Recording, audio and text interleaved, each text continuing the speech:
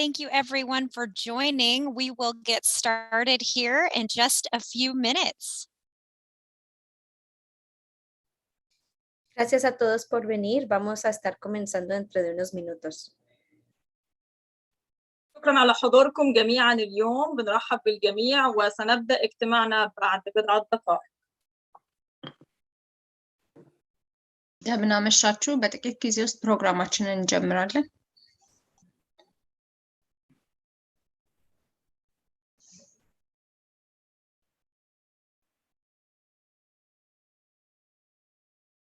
Xin chào tất cả mọi người và xin welcome to cái webinar này.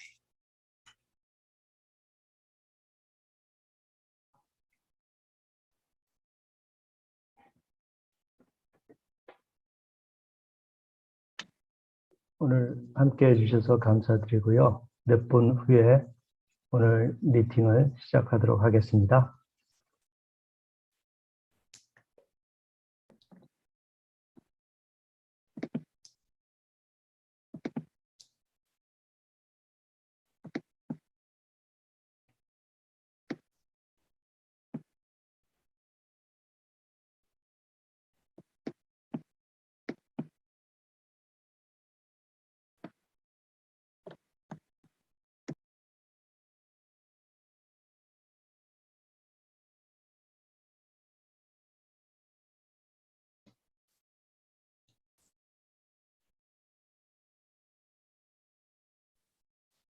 All right, good evening, everyone.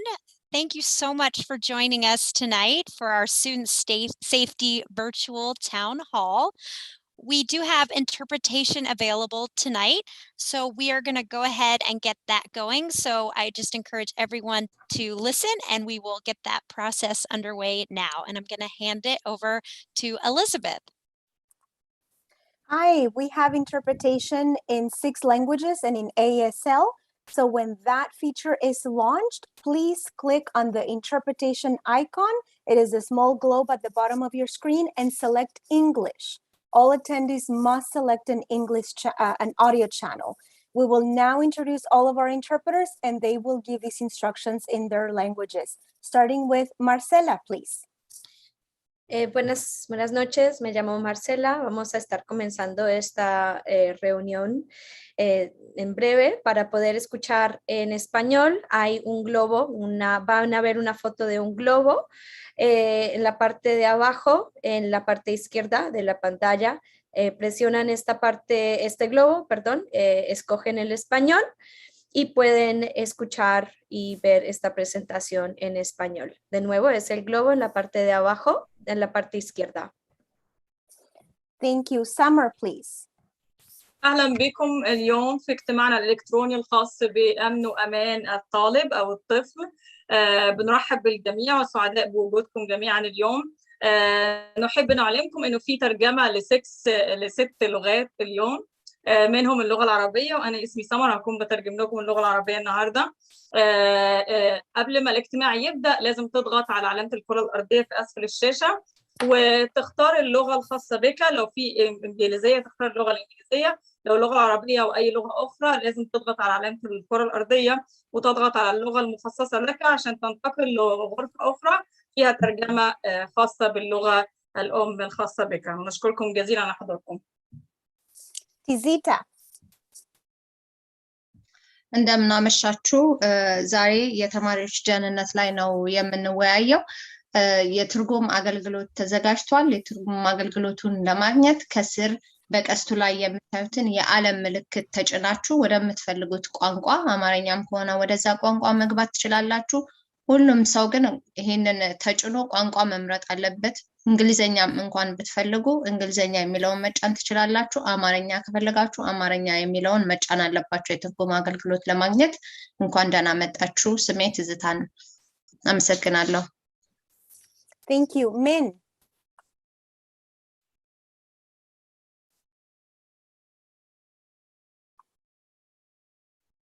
Hello, tôi là thông dịch viên tiếng Việt cho quý vị. Tôi là tên là Minh Bùi.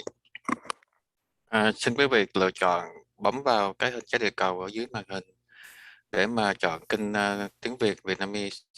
Xin cảm ơn quý vị. Thank you. And Youngsing? 안녕하세요. 오늘 한국어 통역 서비스를 제공할 이 영상입니다. 여러분들 한국어 통역 서비스를 들으시려면 오디오 채널을 선택해야 합니다. 그 오른쪽 맨 밑에 하단에 보시면은 Interpretation이라고 써 있는 아이콘을 클릭하셔야 되는데요. 거기 그림도 그려져 있죠. 지구 모양으로 되어 있습니다. 거기 클릭하셔서 한국어를 선택하시면 한국어 통역 서비스를 이용하실 수 있습니다. 네, 감사합니다. Done. And back to you, Harmony. I'm going to find that mute button. Good evening, everyone. My name is Harmony Weinberg, and I am the Communications Manager for the Edmonds School District. And we're very happy to have you all here tonight. Before we get started, we're going to start, and I encourage panelists to go ahead and turn your cameras on. And we are going to start with the land acknowledgement. And I think Greg Schwab, one of our assistant superintendent, Dr. Balderas is here, and he is going to read the land acknowledgement for us. Thank you so much. Dr. Schwab can do it, so either of us. Ray, you want to go? Sure, I'll take it. Thank you. We acknowledge the original inhabitants of this place, the Snohomish people, and their successors, the Tulalip tribes, who since time immemorial have taken care of, hunted, fished, and gathered on these lands. We respect their sovereignty, their right to self-determination, and we honor their sacred spiritual connection with the land and water. By acknowledging these homelands, we are also committing to working with tribal nations to further the education aims they have identified in our classrooms and in schools. Thank you, Greg. And now I will hand it over to our superintendent, Dr. Balderas. So really want to thank our partners being here from our various municipalities and for their support. I think tonight what we wanted to do, and in the future, these should be more ongoing. Well, our goal is to have a more regular community meetings, more town halls with our community, talk about topics that are really pressing and people that have questions about, so be able to have answers to your questions. Tonight's town hall really is centered around student safety, and there's been a lot of questions regarding or some questions with regards to processing and what student safety really looks like in schools. And student safety really has a lot of different aspects, from the mental health component, you know, the physical health component, the structural facility component, to the overall prevention. So just there you go. And I do speak fast, so I will slow down. Thank you. That's one of the things about being a Spanish speaker. En español hablo muy rápido. So in Spanish, I speak very, very fast. So thank you for that. So really understanding safety and all the aspects of safety. We may not cover all the aspects of safety tonight, but we will look at certain things that we want to cover, and really want to thank our law enforcement support, that our partners that are here tonight to be able to answer specific questions in terms of what their role plays in terms of our community and overall community safety, which are, you know, our schools or our community. So just looking forward to that conversation, and thank you for being here this evening. I turn it over back to, I believe, Harmony. Yes, thank you, Dr. Balderas. So right now we're going to introduce our panelists for the evening. So I will just say their name, and then I'll have them tell you a little bit more about themselves and what they do in relation to our Edmonds School District. So I'm going to start with Greg Schwab.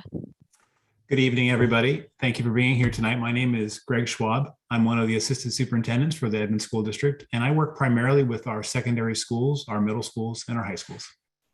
Thank you. Dana. Good evening, everyone. Thank you for being here tonight. My name is Dana Giesman. I'm Assistant Superintendent of Ed Services.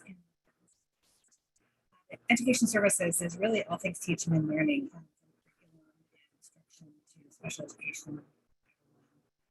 Dana, I'm so sorry, your audio is going in and out. Can you try? Sorry. The world of Zoom. You want to try one more time? Sure. So my name is Dana Giesman. I'm the Assistant Superintendent of Ed Services in the Edmonds School District, which is really all things teaching. Thank you. Lane. Good evening. My name is Lane Erdman. I am the District Safety, Security, and Emergency Preparedness Specialist. I work with Matt Finch in the Facilities Department, and we help address everything from the physical aspects to the drills and the preparation that everybody goes through at school. Thank you, Lane. And now I'm going to introduce our law enforcement partners who are here today. And I'm going to start with Chief Michelle Bennett of the Edmonds Police Department. And Chief Bennett, are you there? You're muted. Oh, there you are. Yes, I am here. Sorry about that. That's okay. I'm here. My name is Chief Michelle Bennett. I'm with the Edmonds Police Department. Sorry, I've got called into a council meeting at the exact same time as this meeting suddenly. So I apologize for that. I work here with the Edmonds Police Department. I have been here now almost a year. I came from the King County Sheriff's Office, where I spent almost 31 years there working in various schools and various districts. And with those local police departments and community members. So I'm super excited to be here in Edmonds. It's a great community, great parents, great partnerships with the school districts. And so any way I can help or questions I can answer today, I'm happy to do so. Thank you so much for being here. And from Mountlake Terrace Police Department, Sergeant Scott King. Hi, I'm Scott King, and I'm the Special Services Sergeant for Mountlake Terrace Police Department. Thank you for being here. And Linwood Police Department, we have Commander Langdon. Thanks, Harmony. Yeah, Commander Cole Langdon, Linwood Police Department. I oversee our Administrative Services Division and been with the city for 24 years full-time. Live and work here in this community, so I'm so happy to be here and be a part of this panel. Thank you so much. Well, thank you, everyone. I'm going to go ahead and bring up the slides again. And we just want to talk about tonight's topics, which, as you know, is student safety. And we really want to focus on social media safety, how a school responds to a campus threat, social and emotional support for our students when we're dealing with student safety, and also weapons safety. And so I'm going to hand it over to Lane now, who's going to talk about social media safety. Thank you, Lane.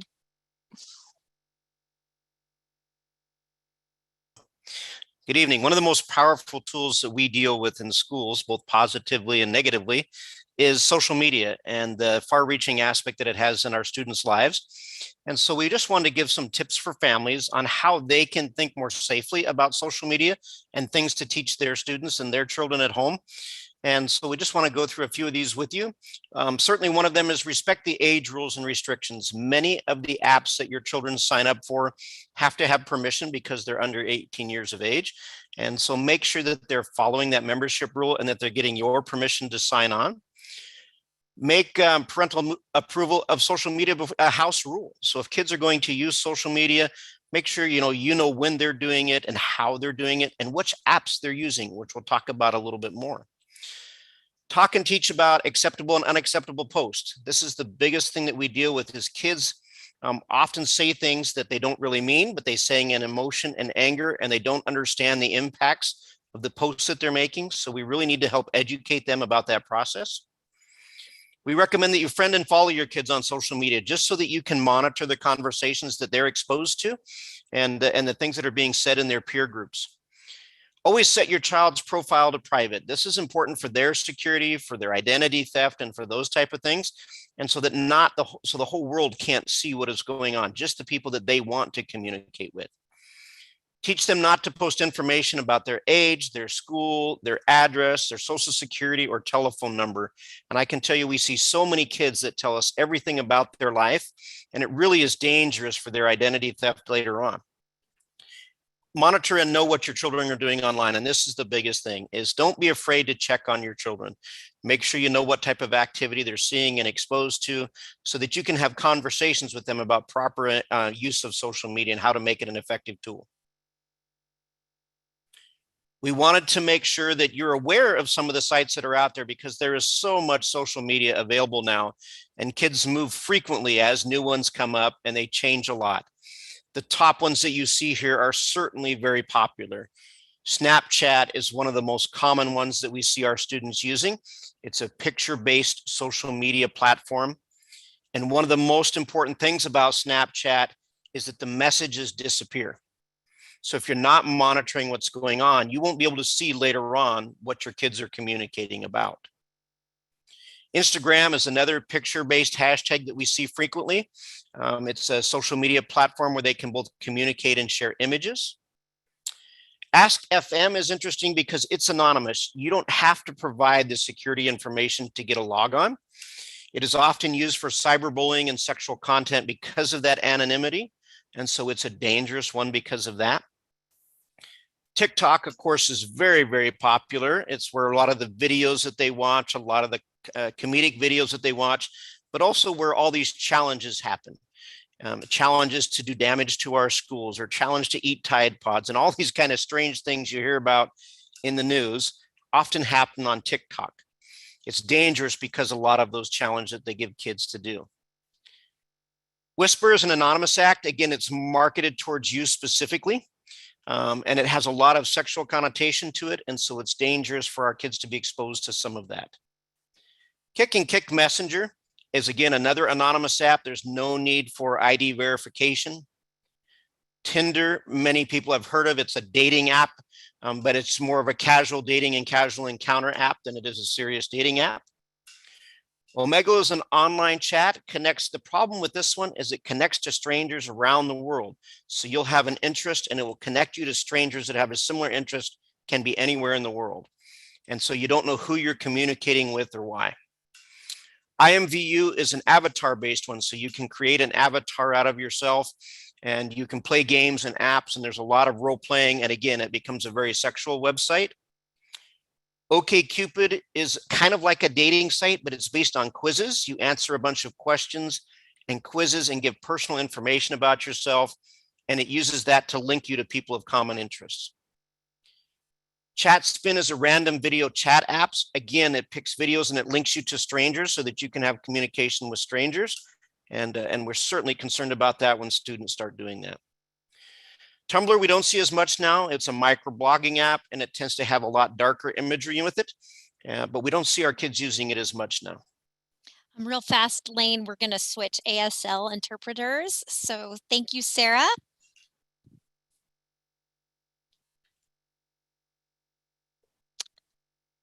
All right, and I think we're ready to go. Thank you, Dina. So I'll go to the next slide.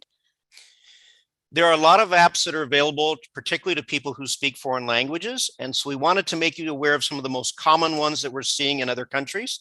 And they may be used because they're all available in the United States. So you may see students that have these language abilities speaking these. WhatsApp is a very common one, both in America, but it's #1 in Mexico and Latin America right now. It's really similar to Facebook and Messenger, and it takes place of a number of those.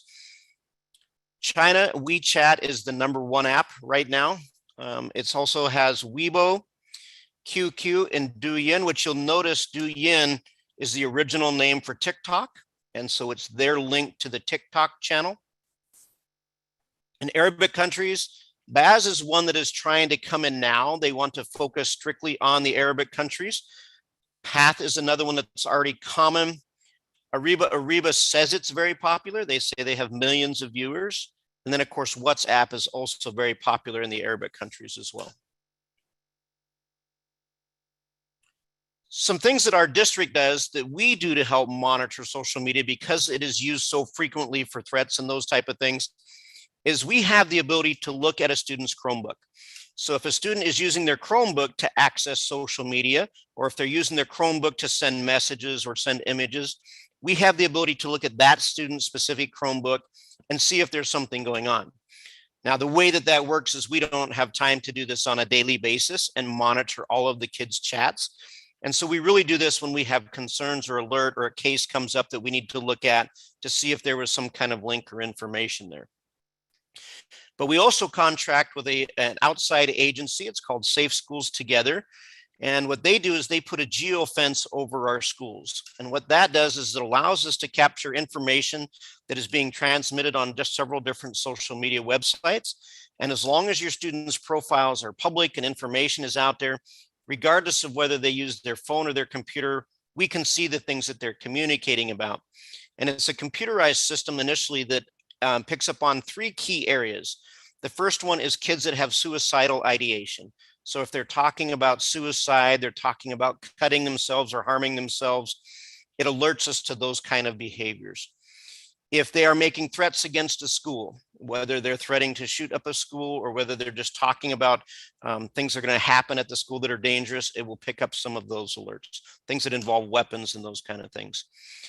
And then it'll also talk about if there's considerable illegal drug information. So they're talking about selling drugs to other students, bringing drugs to school, those kind of things, and it will alert us to those. And so we get those monitored on a monthly basis and they'll send us reports.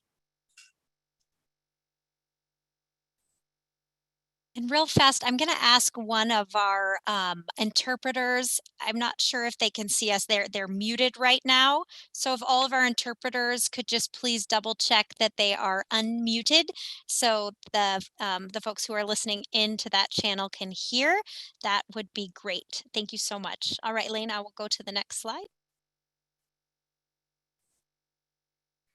One of the tools that we have to make this very easy for both you and your student is an anonymous tip line.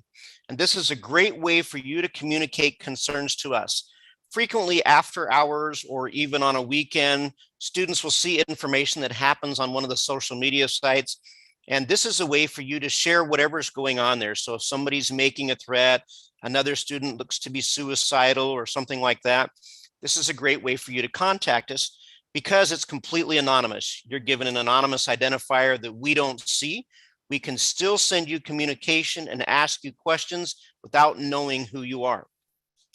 There are several ways that you can communicate with us. You can communicate through email. So you can log on, as you'll see on this poster on the right, you can log on to the email address.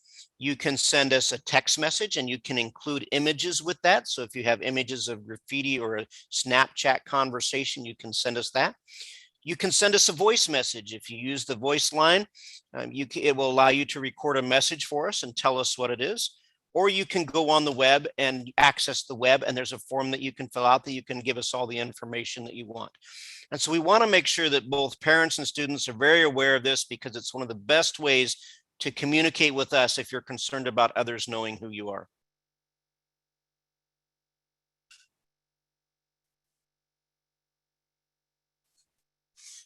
So that was just a little bit about social media and some of the things that we deal with because it is one of the most common problems that we see right now is improper communication through social media.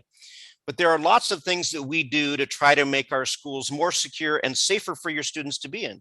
And that's a big concern from many of our parents is how do you keep our schools safe? How do you keep intruders and stuff from coming into our schools? How do you know that it's students and those type of things? And there's a couple of concepts that come into play when we talk about physical security. One of the most common ones that we hear about in America today when we do development is what's called CPTED, or crime prevention through environmental design.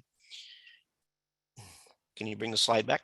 Crime prevention through environmental design is really about seeing what is going on around you. For example, if you have a store, not making sure that your windows can be seen through, making sure that your bushes and your shrubs aren't overgrown, making sure that that people have clear access to your doorways, that you have barriers to your parking lots that keep people from accidentally running cars into your business and those type of things. And so CPTED looks at that environmental impact, that design of a school, the outside landscaping of a school, and we always take that into consideration when we build our schools. What is that going to look like? Harmony, you want to bring the slides back up?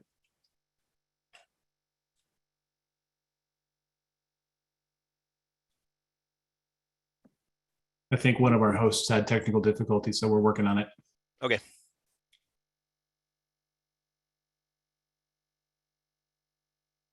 I'll let them catch back up on the slides here.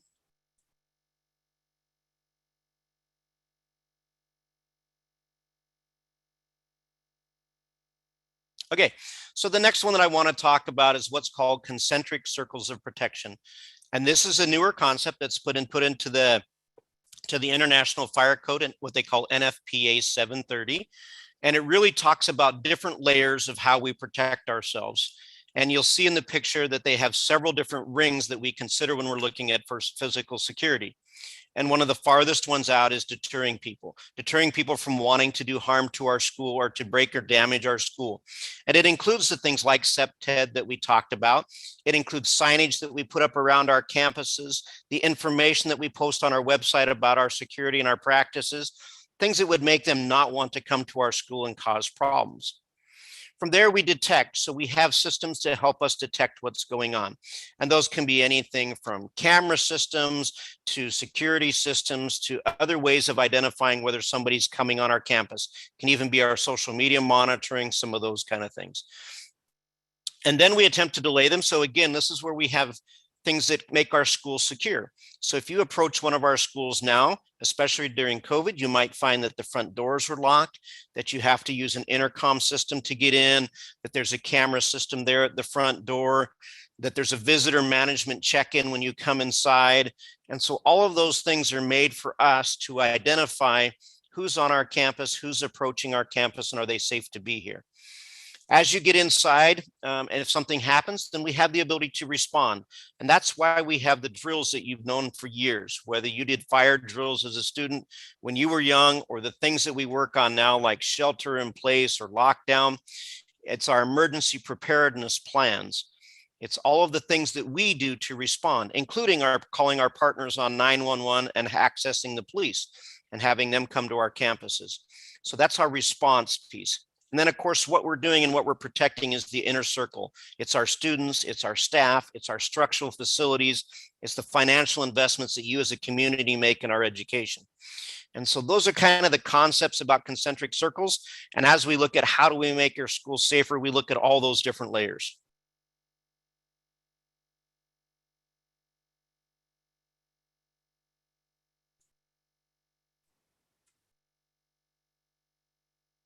Greg, I believe this one's you.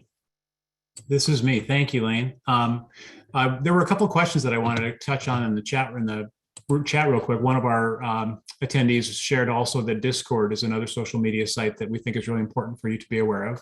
And then there was also a question about the district. The district has access. The district does have access to what your students are doing with their school computers in terms of online searches and those kinds of things. So we are able to provide you with that information as well.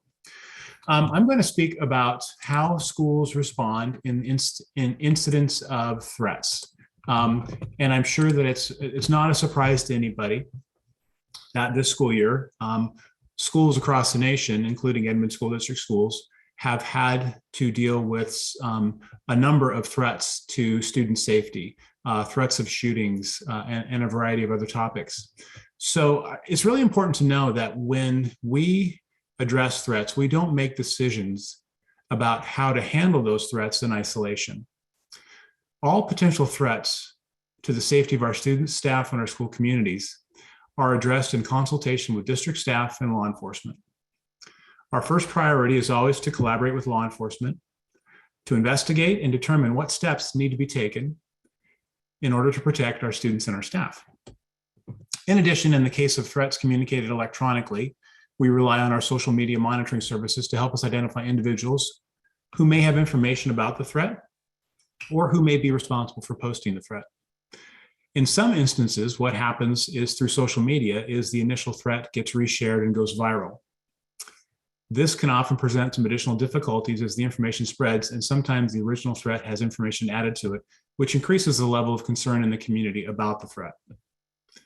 And as soon as we're able to share information with our school communities, we always want to communicate what is going on, especially in the case of social media threats. However, this can be a challenge to communicate when information is also being shared via social media networks. Those things tend to move at the speed of light. So once we've investigated, our next step is to determine what steps we need to take to address the safety concerns. Thanks to our strong relationship we have with our local police agencies, we are often able to have uniformed officers present on campus to provide an additional level of security. We also use our district security staff and our district administrators to provide additional adult presence on campuses. And the question often comes up about when to close a school. As we've seen in some of our neighboring communities, there have been instances when a school is closed, there have been instances where a school has been closed due to the nature of a threat. And again, those decisions are always made in consultation with our law enforcement partners. Once we've identified the student or staff who are responsible for making the threat, we work with them and their families through our student discipline process. And in some cases where we have identified students, we also have the ability to conduct what we call a threat assessment protocol. This allows a school team to work with the student's family, as well as other school staff who may know the student well, in an attempt to better understand what is happening with the student that may contribute to the threat.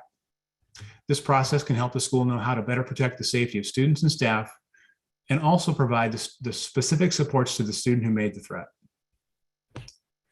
And lastly, it's also important to mention the role that being proactively prepared by conducting regular safety drills has in keeping our students and staff safe. Safety drills and preparation for the event that we hope never happens in our schools is critical so that in a true emergency, students and staff will know what to do and how to react because we have prepared and we've practiced. We can go on to the next slide, please. Oh, and real fast, Greg, we're going to switch ASL interpretation real fast. So we'll go ahead and do that. And then just a reminder for everyone to speak slowly. All right. Are we good to go, Sarah? Okay. Yes. I think, okay. how many, go back one slide, I think. There we go. Thank you. I also want to talk a little bit about some of the safety supports that we have in place for our schools. This year, we've identified a number of student needs as we've transitioned back to in-person learning. To help address these needs, we have our school guidance counselors who have always been on our staff to help support our students and also to help support them in their work. We have added school social workers this school year and prevention intervention specialists to help our students experiencing issues with substance use and abuse. We also have family resource advocates available to help students and families who are experiencing housing or food insecurity and other issues in the community that may impact their ability to engage in school. In addition to these resources, we have also seen the need this year to provide some support with the increase in the number of students whose behaviors are affecting our schools, as well as the need to provide a greater level of support for campus supervision. To help with that, we've added a position called a school security coordinator to 3 of our high schools. Our other 2 high schools, Linwood High School and Scarborough Lake High School, already use a person in this role on their campuses.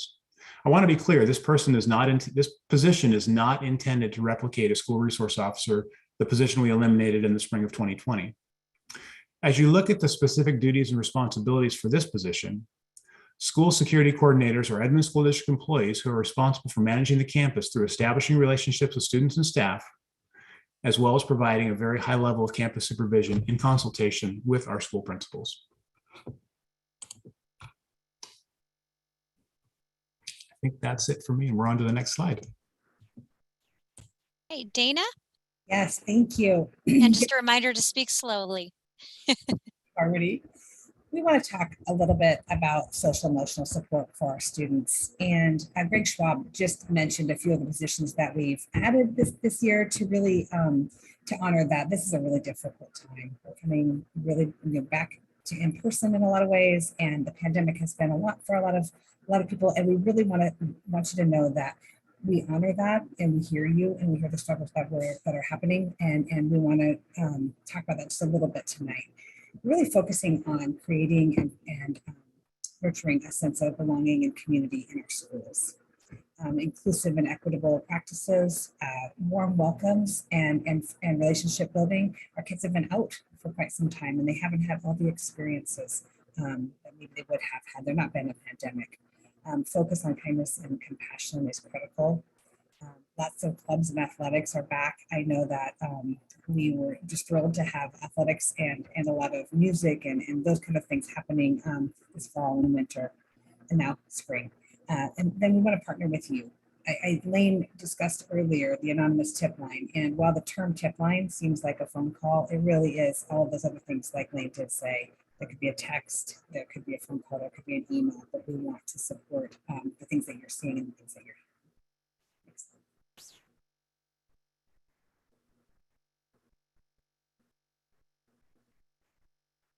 We also want to honor our student voice. Our students have a lot to say, and they know what's happening. The social emotional support we can give when we hear our student voice is most critical. We encourage our students and our staff, if they see something, to say something. We have a quarterly student wellness screener in grades 3 through 12 called Panorama, and we use that data to drive supports and decisions that we make. We have student representation at our board meetings, our school board meetings. We have a student advisory council, and we have student-led advocacy groups.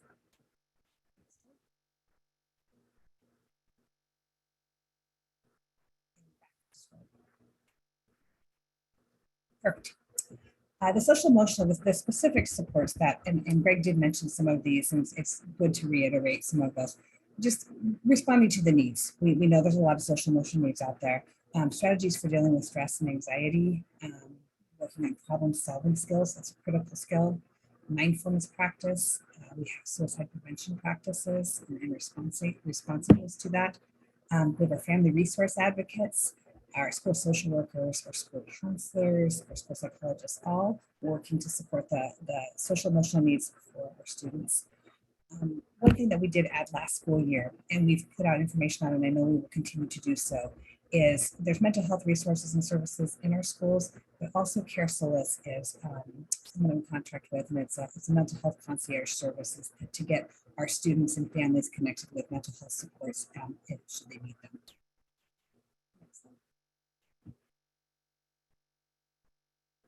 All right, Harmony, I turn it back to you. All right, and I'm going to hand this one over to Greg, and he can hand it over to whomever.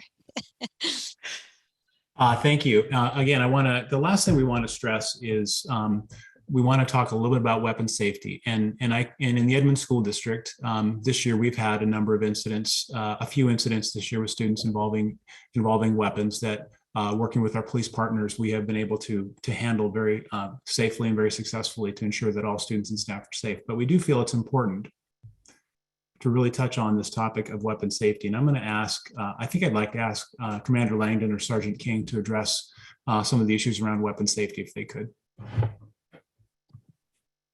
Greg, thank you. I'll begin. As you can see here in the notes, most of the times in these planned events, these mass shootings, which are almost always planned events, the guns are obtained in a student's home, from a friend's house, or from a relative's house.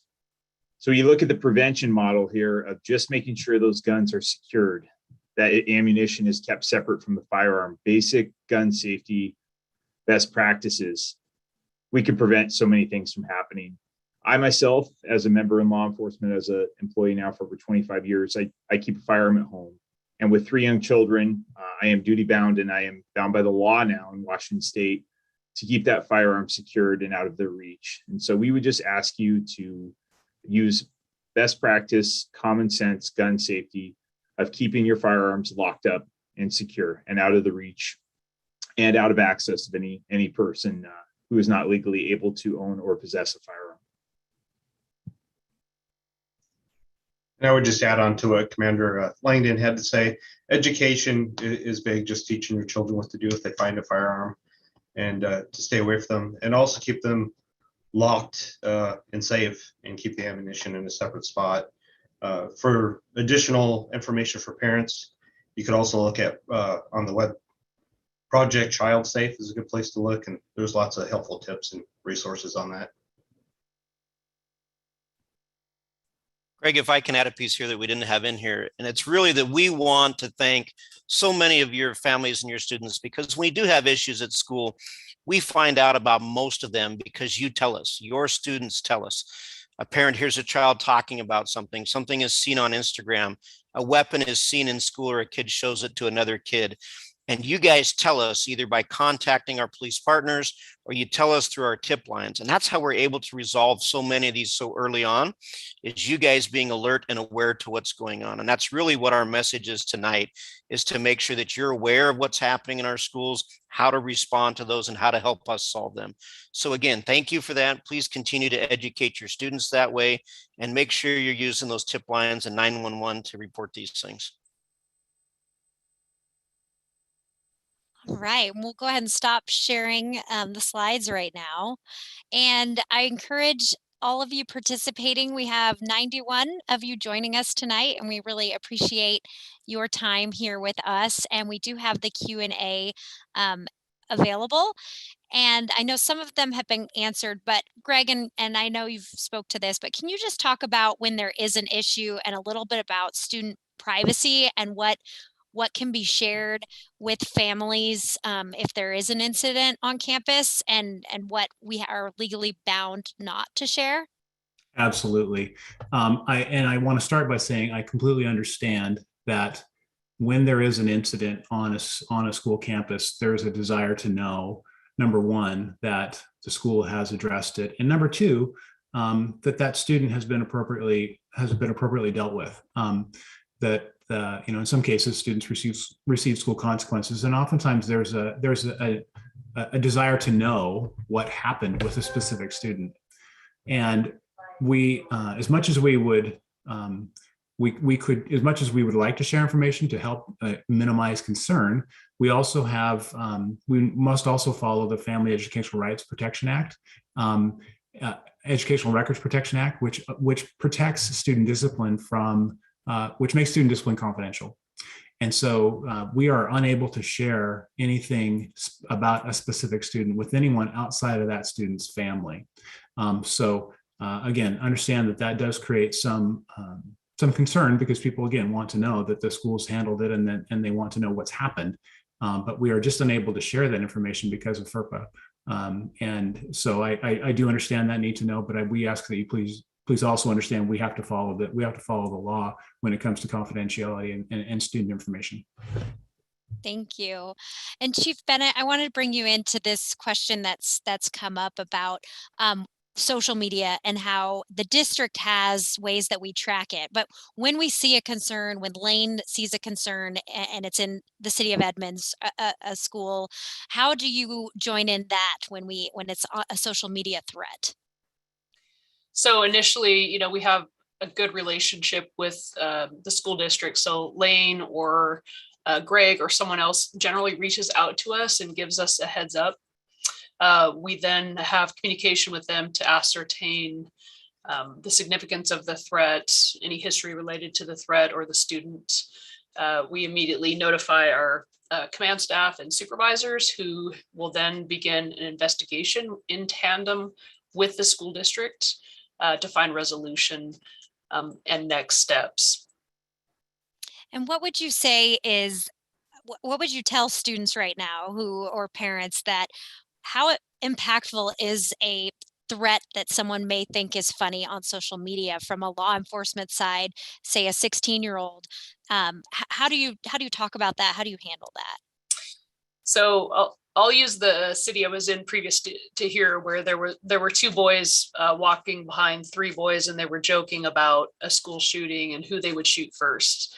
And they were joking, talking to each other and kidding around, according to their statement later. But the boys that overheard it, rightfully so, and this is what we recommend, should immediately notify a parent or an adult, joking or not. So the school ended up being, shut down, and there were a number of other things that happened, including an investigation. And during the conversation with the boys, they were kind of dumbfounded because we were just kidding. But it's kind of like standing in an airport and kidding about a bomb. It's kind of the same principle. There's no kidding about things like that. It's always serious. It's always taken seriously. So part of that, honestly, is really an education piece that we need to make sure parents and children and kids understand that this isn't something we ever joke about. Not only is it not funny as part of a joke, but it could also land someone in serious trouble, expelled from school, and potential criminal charges. So I think that education piece for parents and students is really important. That's great. Thank you so much for that. And Lane, I'm going to ask you this one. We have some families who are asking how do they monitor their children's social media if they're resisting to sharing their content? Yeah, that can always be a fun one. Certainly, there's two ways that are probably the easiest way for you to control it, and that's by controlling what they can access. For example, if they are using a computer or they are using your Wi-Fi system, almost every Wi-Fi system at home has the ability for you to control sites and what they're doing.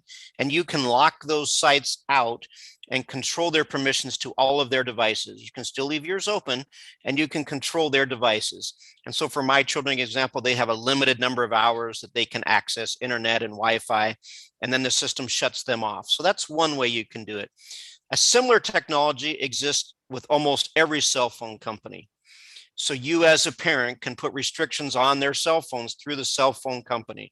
And there's usually a software that they'll give you to do that with, so that you can restrict what's happening and then get your children to agree to that access, to that shared access, to a parental layer of viewing, so that you can see what they're doing at the same time.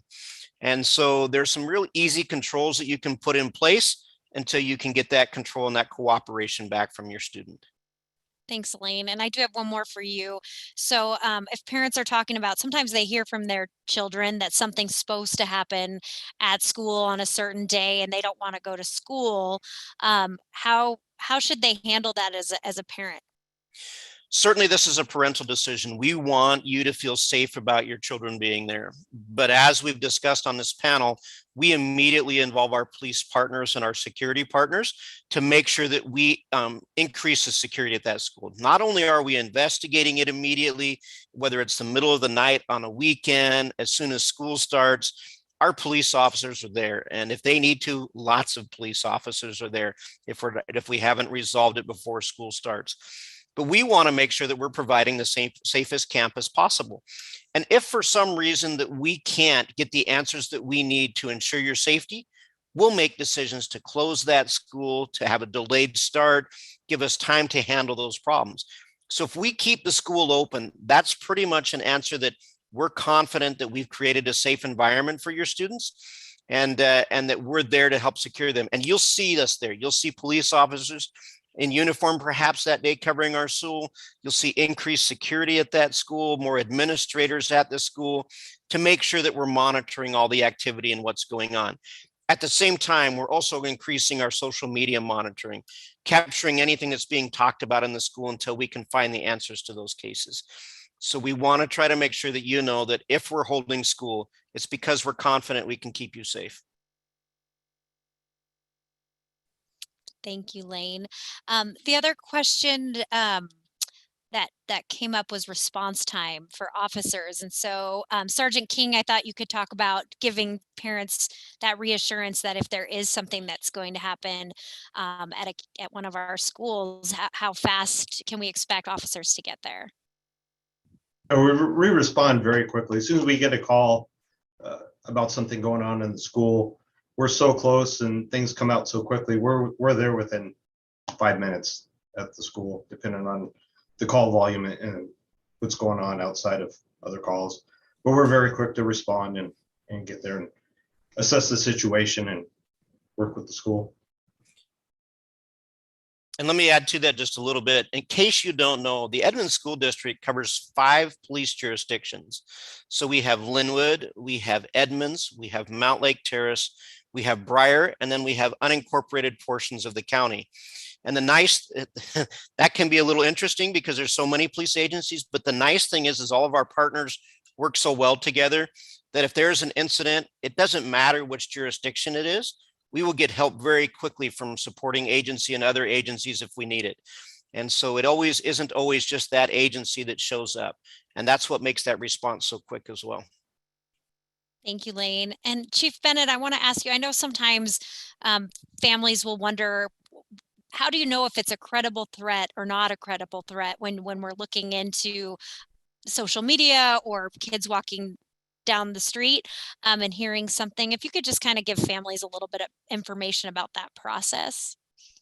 Yeah, so once that comes to us and we begin the investigation, again, working in tandem with the school district, we look at history, have there been any, previous issues? What's the history with the student at the school? Do we have any history with the student or the family, through the police department or any contacts? We do an investigation with the family about the student's mental well-being or any issues they've had in the past or in the present, or things they've been talking about. So we do a really thorough investigation to look into all of the factors surrounding the threat. And a lot of it too, honestly, has to do with what was the actual threat, what was actually said, where was it said, when, was there a means to carry it out, was it stated to multiple people, there are so many factors that come into that. And a lot of it too is the interview with the student themselves and their families to see where they're at and why they may have said that or not said that. And we do err on the side of caution, as does the school district, to make sure that people stay safe in the school. Thank you. Greg, did you want to talk at all on top of what she just said about our threat assessment process and how we also work with them to go through a threat assessment review and build safety plans and those kind of things? Certainly. Yeah, and I mentioned this a little bit earlier, that we do use a threat assessment protocol that to assess a level of concern for a student. And really the threat assessment protocol is intended to gather more information, just as Chief Bennett was saying about what's going on with that student, in the home, what's going on with that student in the community. Are there areas of concern that we need to look further into? And really the goal of the threat assessment process is to identify what may be potential risk factors and then put supports in place to protect all the students and staff of the school, as well as the student who made the threat, and to build a support and safety plan so that we can be confident that we have a plan in place to protect the school and also to make sure that that student who made the threat is supported. So it's a very thorough process. It originated out of Salem Kaiser School District back in the 1990s. And it's a protocol that all of our schools use when they feel it's warranted to go to that next level and do a threat assessment protocol on a student who may have made a threat. Thank you. And Lane, can you talk about Alice? And if it's, can you explain that if no one has ever heard that here tonight, just start from the beginning?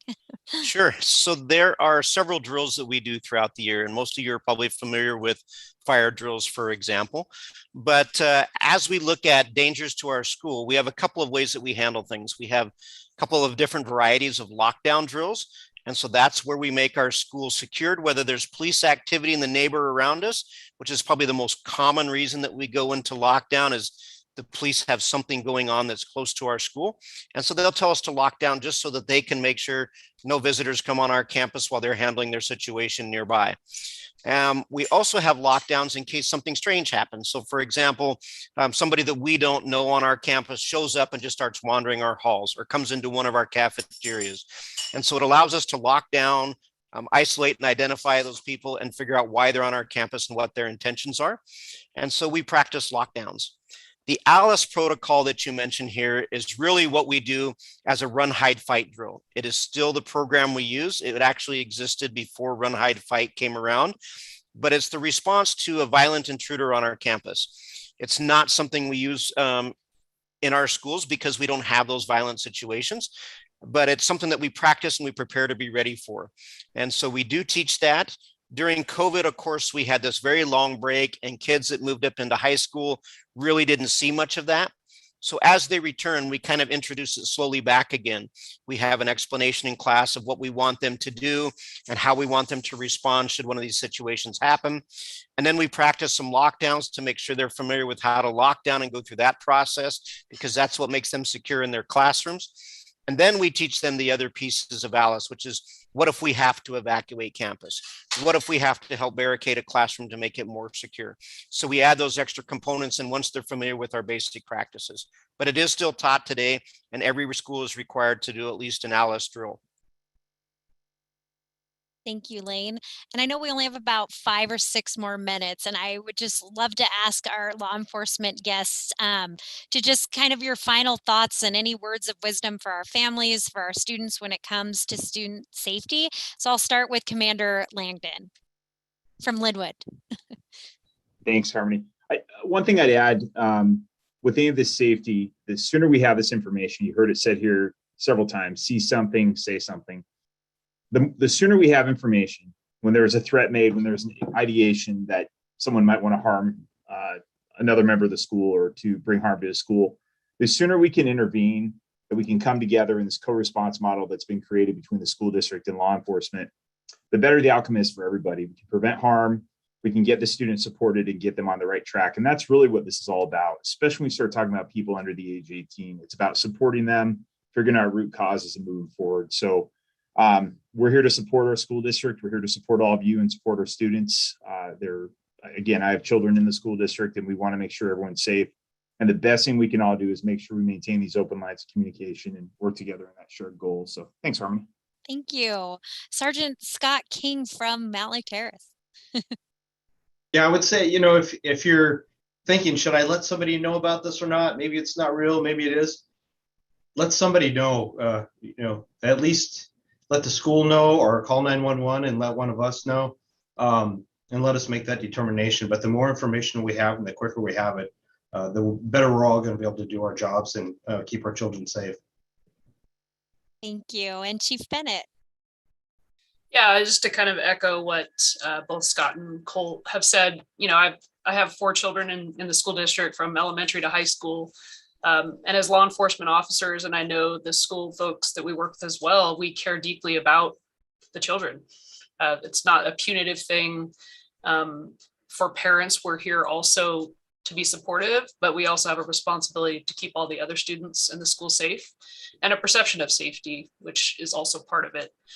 So when there's fear, it can impact the educational environment for kids there within the school. So although it might not seem fair that the student was removed, out of abundance of caution and the safety of other students, sometimes it has to happen, but we deeply care for the families and the kids in the school.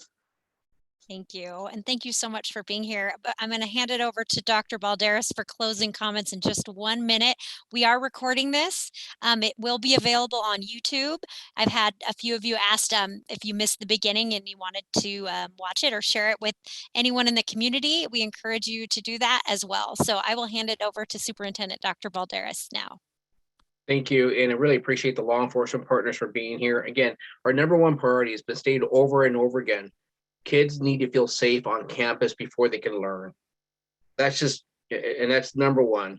Our goal, first of all, is to keep our kids safe. If a kid doesn't feel safe, less likely to learn. So our goal here is to have all the procedures, all the protocols we possibly can to ensure that. So really want to thank our law enforcement partners, our staff for being here tonight.